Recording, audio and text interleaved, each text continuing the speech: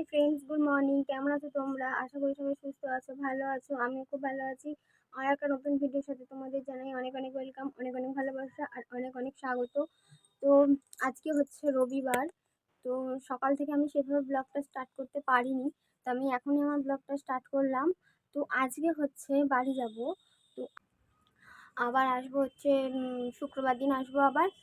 আর ছেলেটা খালি বলছে বাড়ি যাব না, বাড়ি যাব না, আমি থাকবো। তো ও বলছে থাকবো। তো আজকে রবিবার, সোম মঙ্গল বুধ বৃহস্পতি, 3 দিন ওকে একা একা থাকতে হবে, এই 4 দিন। তো তাই বলছি যে থাকতে পারবি? ও বলছে হ্যাঁ আমি থাকতে পারবো। ওর যেহেতু এখানে খেলার সঙ্গ আছে, ওর মামা আছে, বড়দিদি সদ্দিদি আছে, তো সবার সাথে বলছে আমি ঠিক থাকতে পারবো, আমি থাকবো। তো জানি না কী করবে, বাড়ি যাওয়ার সময় আরেকবার জিজ্ঞাসা করবো। আর ওর থাকার ইচ্ছাটা কেন জানো? বিকেলবেলায় সন্ধ্যেবেলা আর কি মেলায় যাব, দোলনায় যাবো, এই জন্যই। তো জানি না ও কী করবে। আর আমি এই স্নান করে এলাম, এখন বাজে তোমার 11টা 55। আর এর আগে বিছানা বিছানা গোছালাম, খেলাম, ওকে খাওয়ালাম।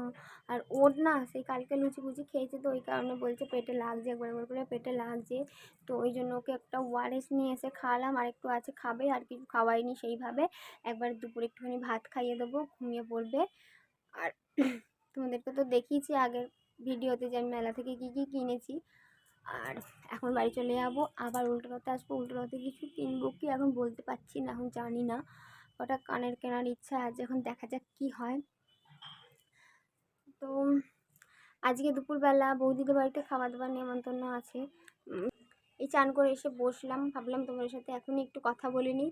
আবার আমি কখন কথা বলতে পারবো আমি জানি না, কারণ আবার ছেলেটাকে একটু পরে ভাত খাওয়াবো, ওদের বাড়িতে যাব। আর ভালোও লাগছে না, এটা কেমন কেমন লাগছে। গ্রুপ প্ল্যাক করে ভাবলাম কাকিমার থেকে, জানি না এখন করা হবে কি আদৌ, দেখি। তো তারপর তোমাদের সাথে আমি আর সেইভাবে কিছু দেখাতে পারিনি। তো যেহেতু আমি ও বাড়িতে খেতে গেছিলাম বৌদিদের বাড়িতে, তো এখন বাজে তোমার বিকেলবেলা, এখন বাজে তোমার ওই 5:30 5টা।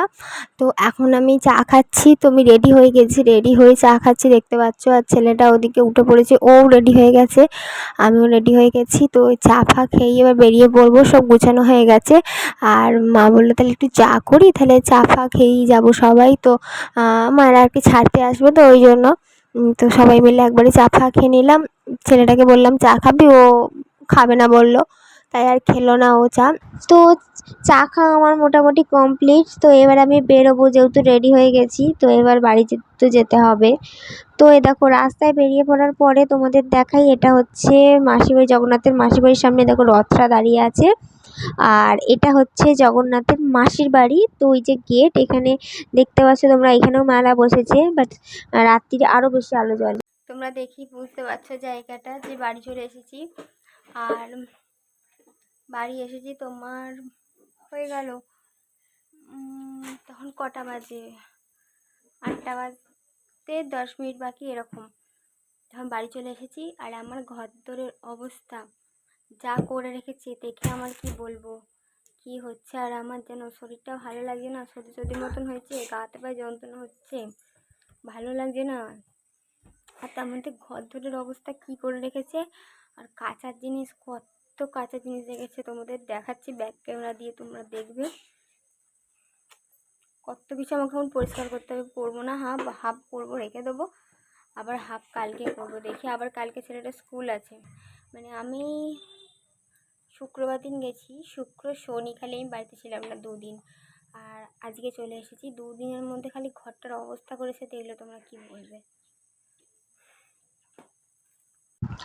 তো দেখো চারিদিকে আর কি সব ছড়িয়ে ছিটিয়ে বালিশ রেখে দিয়েছে, মানে বালিশ যেমন করে শুয়েছিল ওরকমই রেখে দিয়েছি, কিচ্ছু বালিশ ফালিশ গোছাই না। দেখো বোতল ফোতল যেখানে যা পেরেছে রেখে দিয়েছে।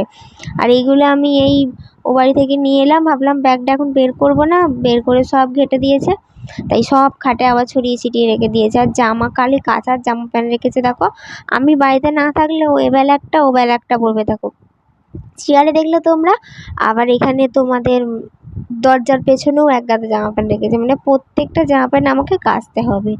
মানে আমি বাড়িতে না থাকলে দেখো খালি কি করে রেখেছে ওপরটা। মানে এবেলা একটা ওবেলা একটা জামা পরবে, মানে যেখানে জিনিস বের করবে সেখানেই রেখে দেবে।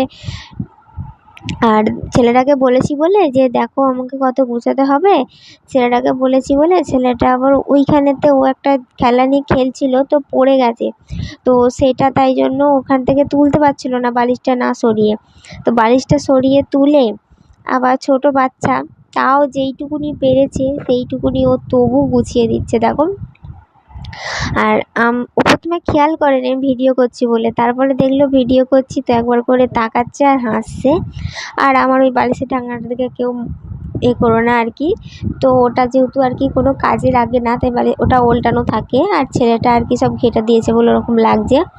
তো এখন আমাকে এত কিছু গুছাতে হবে, বুঝতে পারছো তোমরা, আমার ভালো লাগছে না। ও বাড়ি থেকে এসে মানে এই এত কিছু গোছানো আর ভালো লাগে বলো? আর হাত পায়ে এত যন্ত্রণা হচ্ছে, মাথা ব্যথা টিপটিপ হচ্ছে সর্দি সর্দি মতন, যেন ভালো লাগছে না, মনে হচ্ছে একটুখানি শুই। তাই ভাবলাম ব্যাগ থেকে কিছু বের করব না, ব্যাগ থেকেও সব বের করে দিয়েছে। আর ওদিকে কাছারও এক গাদা সব জামা কাপড় রেখেছে। আমি আর তোমার বেশি বক বক করছি না, তো আমাকে সব কাজগুলো কমপ্লিট করতে হবে। তো আমি ভিডিওটা এখানেই এন্ড করে দিচ্ছি। ভিডিওটা তোমাদের কেমন লাগলো প্লিজ কমেন্টে লিখে জানাবে, আর আমার চ্যানেলটাকে প্লিজ সাবস্ক্রাইব করে নেবে। টাটা বাই বাই, ভালো থাকবে সবাই। আবার